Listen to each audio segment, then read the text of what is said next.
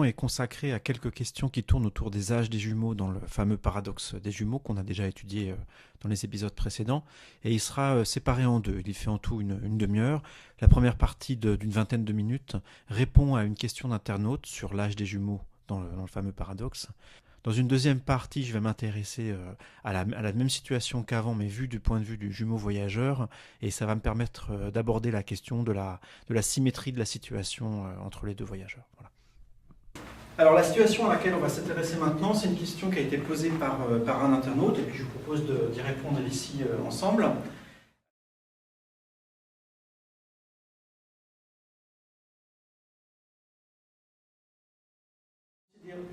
Considérons la situation des jumeaux de Langevin, où on avait un bonhomme qui était sur Terre, qui naissait en même temps que son petit frère, et son petit frère est emmené, disons qu'ils sont séparés à leur naissance, et le petit frère est emmené dans une fusée spatiale.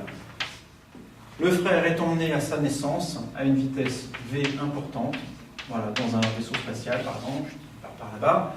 Et donc voilà la situation qu'on considère. Il n'y a pas de retour, le jumeau ici ne revient pas voir son ancêtre, enfin son frère du coup. Le jumeau ne revient pas voir son frère. On a juste vraiment un observateur ici, un jumeau, un des jumeaux qu'on va appeler P, pour Pierre, qui reste ici sur la planète Terre, et puis son jumeau qui part à la vitesse V, qu'on va considérer comme constant. Donc on a deux référentiels, le référentiel lié ici au jumeau qui est resté sur Terre, le référentiel R, et le référentiel R', qui va être lié à ce jumeau-là, que je vais appeler ici P', pour suivre les notations proposées par l'internaute. La situation proposée par l'internaute est la suivante. Le jumeau resté sur Terre, ici, quand il a atteint l'âge de 70 ans, envoie un message vers son jumeau, un message lumineux qui se propage à la vitesse de la lumière. Il envoie un message par là, et il lui dit dans le message, voilà, j'ai 70 ans, je fais de la relativité restreinte, je calcule que tu dois avoir en ce moment 14 ans, et donc voilà, il joint éventuellement une photo de lui à 70 ans. Et la question que pose l'internaute, c'est quel est effectivement l'âge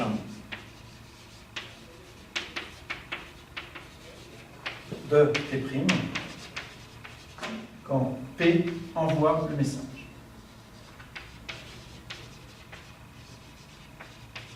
Alors du coup, on calculera aussi d'autres grandeurs, on fera d'autres quantités qu'on va estimer dans l'exercice qui est ici, mais voilà la question que pose l'internaute.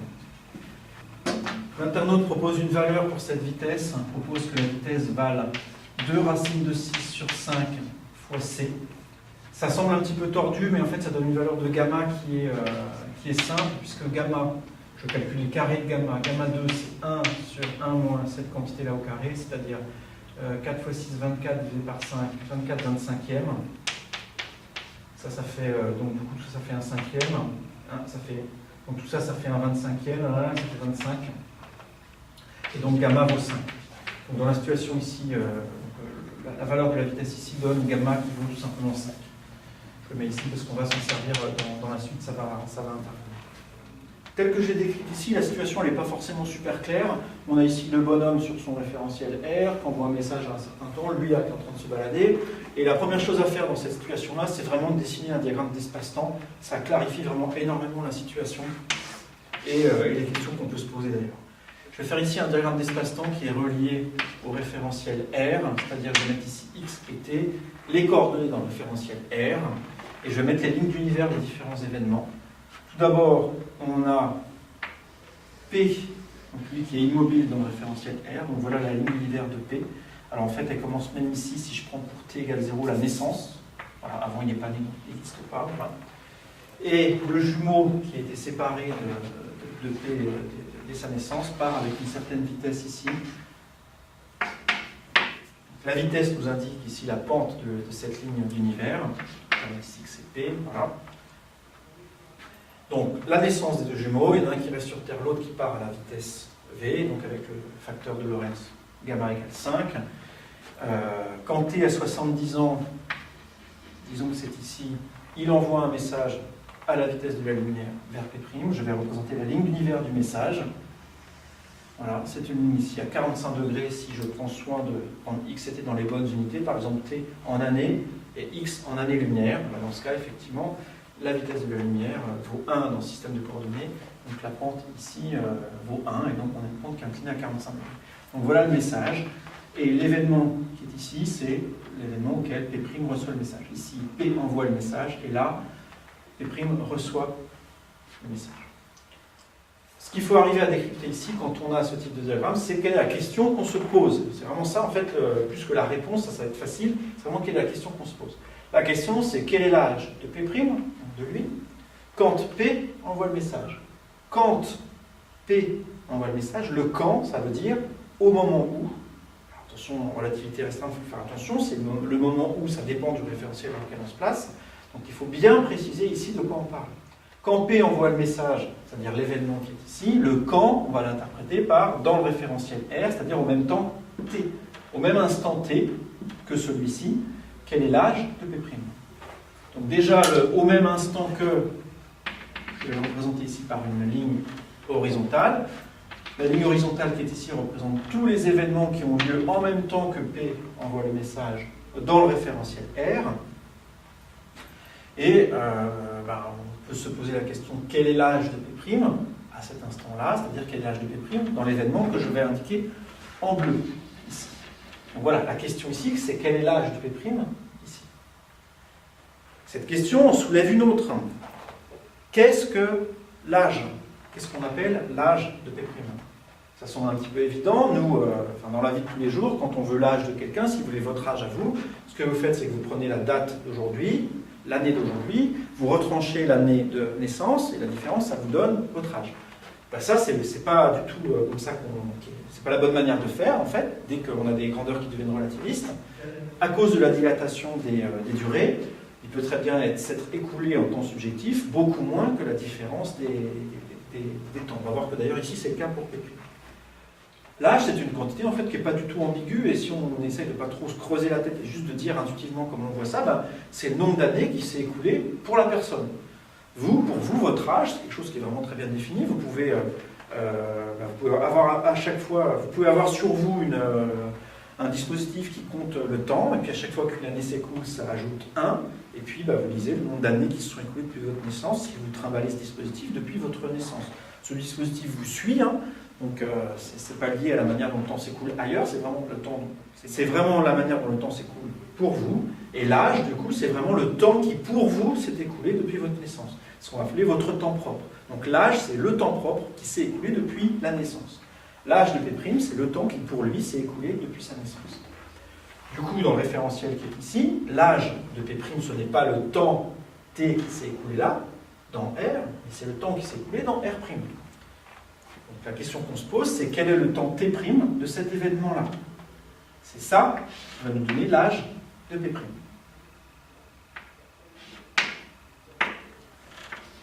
Voilà, ça c'est la question qu'on se pose. Une fois qu'on sait poser la question, la réponse elle est vraiment rapide à obtenir quand on regarde le diagramme qui est là-bas. Il y a plusieurs manières de le faire. La première manière, c'est de se dire bon, j'ai un événement qui est ici, je peux facilement calculer ses coordonnées dans le référentiel R, c'est-à-dire ses coordonnées X et T. Ça, je peux le faire, on va le faire tout de suite. Et comme je m'intéresse à T', qui est le temps écoulé dans un autre référentiel, je vais appliquer la transformation de Lorentz pour trouver T'.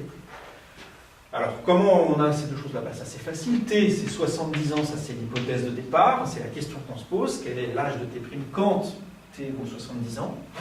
Et le X qui est ici, est simplement donné par la vitesse.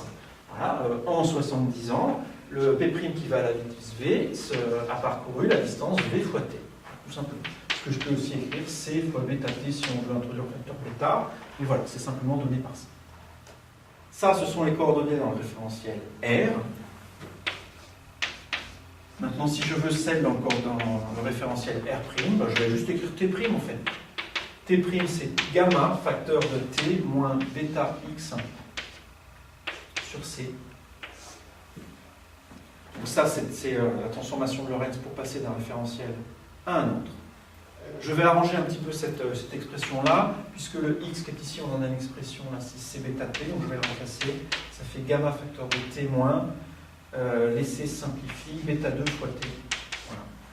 Ce qui s'écrit aussi gamma facteur de 1 moins bêta 2 t. Or, je vous rappelle que 1 moins bêta 2, ça c'est 1 sur gamma 2. Et donc, les gamma se simplifient en partie, et ça fait simplement t sur gamma. Voilà. Gamma ici vaut 5, t vaut 70 ans, donc ça vaut 70 ans sur 5, et donc ça fait 14 ans. Donc l'internaute avait raison. À cet événement-là, effectivement, au moment dans R où P a 70 ans, l'âge de P' c'est 14 ans. Ce qui veut dire que si dans le référentiel R, dans le référentiel lié à la Terre, si on a au préalable communiqué avec quelqu'un qui se trouve à cet endroit-là, donc assez loin de nous, à la distance qui est ici, et qui est associé au référentiel R, quelqu'un qui voit passer P' à toute vitesse à cet endroit-là, et qui a le temps de regarder à l'intérieur de la fusée, il va voir ici passer un gamin de 14 ans, et non pas quelqu'un d'âge mûr de 70 ans. Donc, dans le référentiel R, sur cette ligne-là, ici P a 70 ans, alors que là P' n'en a que 14. Le résultat qui est ici, on aurait pu l'obtenir de manière beaucoup plus simple, une fois qu'on a un peu d'habitude, puisque ce qu'on regarde passer ici, on regarde passer P', c'est une horloge finalement. Les gens, c'est des horloges. Les gens, c'est des horloges qui, tous les ans, soufflent des bougies, fêtent leur anniversaire. Donc voilà, une personne, ça peut être considéré comme quelqu'un qui marque les années. Et donc là, ce qu'on est en train de voir, c'est qu'on voit passer une horloge, et on la voit passer à une vitesse V. Alors ça, on a vu dans le cours qu'on voit que depuis le référentiel R, on voit les indications de l'horloge qui sont diminuées d'un facteur gamma. Ça semble passer gamma fois moins vite dans le référentiel en mouvement que dans le référentiel en repos. Donc là, pour nous, le temps passe à une certaine vitesse. On a l'impression que lui, dans son référentiel en mouvement, a un temps qui passe gamma, ici 5 fois plus lentement. Et donc son âge, c'est bien 5 fois plus petit que dans R. Voilà. Donc ça répond à la question de l'internaute. Je vais profiter du diagramme qui est ici là, pour faire un autre calcul. Par exemple, quel est l'âge de P' quand il reçoit le message.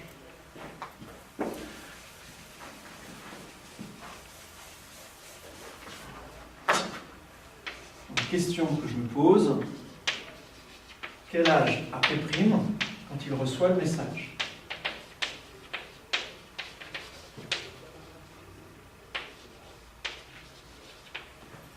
Là encore, même méthode que tout à l'heure, l'âge de P', c'est l'âge dans le référentiel R'. Je peux calculer les coordonnées de ce point-là dans le référentiel R et puis faire la transformation de Lorentz. C'est vraiment très, très similaire à ce qui s'est passé juste avant, là, comme calcul. Alors, pour calculer les coordonnées de ce point-là, ce point-là est défini par la rencontre de deux droites. C'est d'une part x qui est égal à vt, ça c'est la coordonnée de la courbe bleue qui est ici, c'est la position du point P'. Donc c'est l'intersection entre cette droite et puis la droite blanche qui a pour coordonnée x est égal à c facteur de t moins 70 ans. Je vais tout mettre toutes les années, tous les temps en années ici, sans préciser l'unité, c'est sous-entendu ça va être des années. Donc ça c'est la droite, ça c'est l'équation de la droite blanche qui est ici. À t égale 70 ans, on a bien x qui vaut 0 et on a bien une pente de c. Voilà, donc le x qu'on cherche, c'est l'intersection de ces deux trucs-là, et le t qu'on cherche aussi, on peut là-dedans du coup sortir tx, tout simplement. Donc par exemple, si j'égalise ces deux trucs-là, on a vt qui est égal à ct moins 70c, ce qui nous dit, quand je mets tous les t d'un côté, ça fait t est égal à 70c sur c moins. Et du coup, x qui vaut Vt ici, donc c'est simplement donné par V fois 70C divisé par C moins. Ça, je peux l'écrire de manière un tout petit peu différente en divisant en haut et en bas par la vitesse de la lumière. Ça fait 70 facteur de 1 moins bêta. X, ça fait donc bêta C fois 70 sur 1 moins bêta.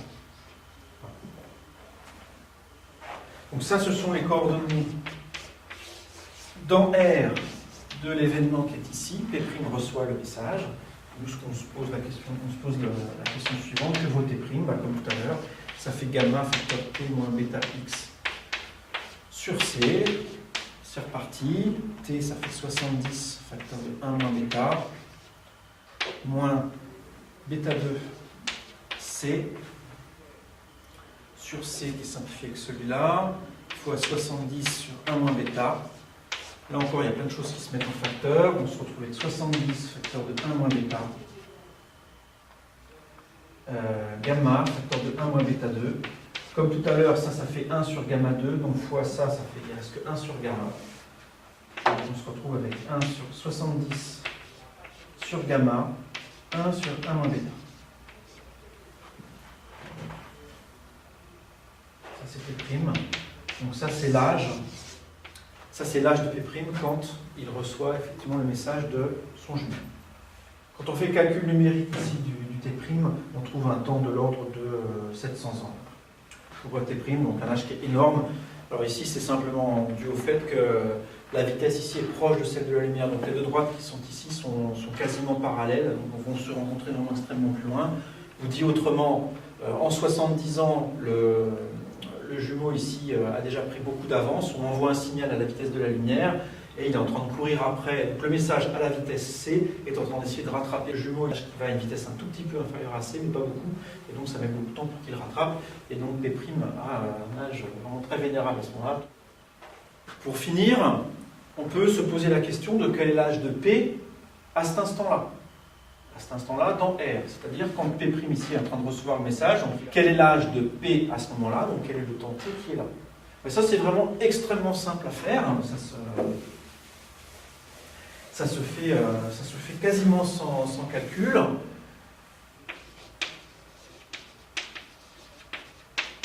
la question, c'est la suivante. Quel âge a P quand P' reçoit le message? Et alors j'insiste ici sur le fait que le quand P', c'est quelque chose d'ambigu en relativité. Le quand, ça veut dire au moment où, il faut dire, donc ça fait intervenir la simultanéité, il faut dire simultané dans quel référentiel. Donc le quand qui est ici, ça va être dans R.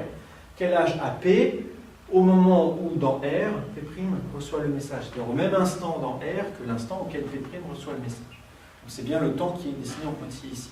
Alors, la raison pour laquelle c'est simple, c'est qu'on connaît déjà ce temps-là, on connaît le T' qui est ici, et on a vu tout à l'heure que T' c'était lié à T par T' égale T sur gamma. On a déjà fait tout à l'heure, on a cherché la relation entre le T' qui était là et le T qui est là. C'est la même relation entre ce T' là et le T qui est là. Donc l'âge ici qu'on est en train de chercher, T, l'âge de P à l'instant voulu, c'est simplement gamma fois T'. Donc T, le T qu'on est en train de chercher, c'est gamma fois celui-là, et c'est donc soit simplement 70, 1 sur 1 moins bêta. Donc qui est énorme, qui doit faire 3500 ans, quelque chose comme ça. Voilà. Donc pour résumer, P envoie ici un message quand il a 70 ans. Au même moment dans ce référentiel, P' n'a que 14 ans. Le message arrive en P' quand P' a à peu près 700 ans. Et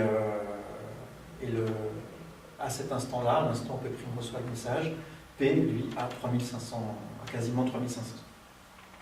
Et alors j'insiste ici sur le fait que le quand P', c'est quelque chose d'ambigu en relativité. Le quand, ça veut dire au moment où, donc ça fait intervenir la simultanéité, il faut dire simultané dans quel référentiel. Je ne me suis pas posé la question tout à l'heure de ce que voulait dire le quand. Dans la première phrase, quel âge a P' quand il reçoit le message? Et dans la deuxième, quel âge a P quand P' reçoit le message? En fait, il se trouve que dans la première situation, dans la première question qu'on se pose, il n'y a pas d'ambiguïté. Parce que le quand fait référence à P'. Quel âge a P' quand il reçoit le message, quand P' reçoit le message? Il s'agit ici d'un événement qui ne concerne que P'. Donc ça, c'est quelque chose qui est vraiment complètement bien déterminé. Il n'y a pas d'ambiguïté là-dessus. Sur la deuxième phrase, en revanche, on compare deux temps, deux événements qui ne se produisent pas au même endroit. On se demande quel âge a P, qui est resté sur Terre, quand P' ailleurs reçoit le message. Et c'est là où la simultanéité devient ambiguë. Dire que deux événements ont lieu en même temps à des lieux différents, c'est ambigu, alors que dire que deux événements interviennent en même temps au même point, ça ne l'est pas du tout. Donc c'est pour ça que tout à l'heure, on ne s'est pas posé la question du quand dans la première question, mais qu'on l'a fait dans la deuxième. Alors dans un premier temps, je vais résumer ce qu'on a déjà vu en faisant un diagramme d'espace-temps dans R, puis on verra après dans R'. Alors voilà le diagramme. Les coordonnées x et t qu'on voit ici se réfèrent donc au référentiel R, le référentiel de l'observateur qui est resté sur la Terre. Les observateurs ont synchronisé leurs horloges et ils se disent tous que t est égal à 0 sur l'axe horizontal qui est ici l'axe x. Voici la ligne d'univers de P, l'observateur entre guillemets immobile. Voici la ligne d'univers de P', le jumeau voyageur, qui se déplace à la vitesse v, avec le facteur bêta qu'on a vu plus haut. Et voici enfin la ligne d'univers du signal qui est envoyé par P à la vitesse c, donc à la vitesse de la lumière, et il est envoyé lorsque P a 70 ans. Donc c'est-à-dire que le temps qui figure ici, le temps t dans le référentiel R, par définition de l'âge, vaut 70 ans. Donc on a ici t égale à 70 ans. Donc le temps à cet événement-là vaut 70 ans. C'est le même temps d'ailleurs sur toute l'horizontale qui passe par ce point. Donc ici je l'ai matérialisé en pointillé. Sur tous les pointillés ici, t vaut 70 ans par définition. Intéressons-nous maintenant à l'âge de P' lorsque P envoie le message. Donc le moment où P envoie le message, c'est symbolisé par la ligne pointillée ici. Donc le moment où, c'est une notion qui dépend vraiment du référentiel. Ça veut dire au même temps que, et quand on parle de temps en relativité, il faut préciser dans quel référentiel on se place. Donc le moment où P envoie le message, c'est la ligne pointillée qui est ici. La question qu'on se pose, c'est l'âge de P' à l'événement qui est entouré là. Donc ça, on vient de le faire. On a vu que la coordonnée temporelle t vaut 70 ans. On a calculé le x, la coordonnée spatiale. On a fait une transformation de Lorentz. Et on a vu que le t', ici, donc le temps qui s'est écoulé dans le référentiel R', donc pour P', est de 70 ans divisé par gamma. Et donc ça vaut ici 14 ans, avec le gamma égale 5 qui a été choisi. Donc l'observateur P' a 14 ans au moment où P envoie le message, si au moment où se réfère au référentiel R. Ce que ça veut dire en pratique, c'est qu'un observateur de R dont l'horloge indique le temps t égale 70 ans et qui est juste en train de voir passer P' devant lui à toute vitesse, s'il regarde à l'intérieur de la fusée à ce moment-là, il voit à l'intérieur un gamin de 14 ans. On s'est ensuite intéressé à l'âge de P' lorsqu'il reçoit le signal, donc cette fois-ci c'est cet événement-là.